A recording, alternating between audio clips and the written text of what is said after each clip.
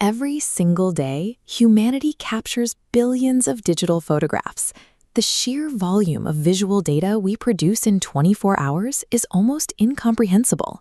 Yet, the company that made this modern reality possible, the corporate titan that invented amateur photography, filed for Chapter 11 bankruptcy in 2012. The popular narrative treats Kodak like a stubborn dinosaur. The story goes that they simply missed the digital transition because their executives couldn't see the future approaching. But the historical timeline reveals a different reality. In 1975, a Kodak engineer named Steven Sasson built a working prototype of a battery-operated, handheld device. It was the world's first digital camera, and Kodak owned the patents. They had the technology decades before anyone else. Why would a global monopoly deliberately bury the exact invention that would eventually destroy them?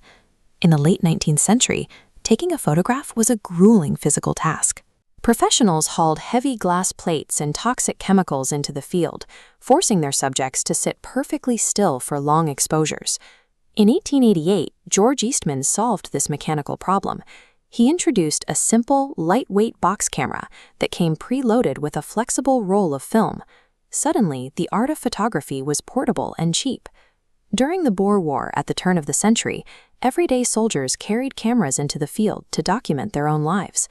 By the First World War, this new snapshot culture had taken firm root. Even when military commanders issued strict orders banning cameras for security reasons, soldiers actively defied them, smuggling pocket-sized devices into the trenches of the Western Front. Eastman drove this mass adoption using a specific pricing strategy.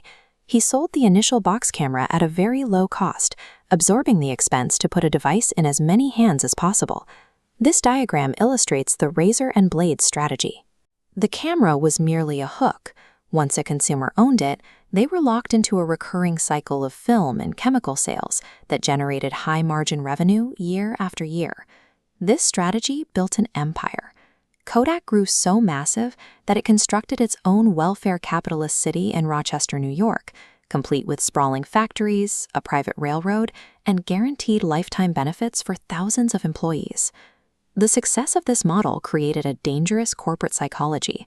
The leadership at Kodak looked at their balance sheet and concluded their survival depended entirely on the continued dominance of physical film. Fast forward back to 1975. Steven Sasson walks into a boardroom and places his new digital prototype on the table for Kodak executives.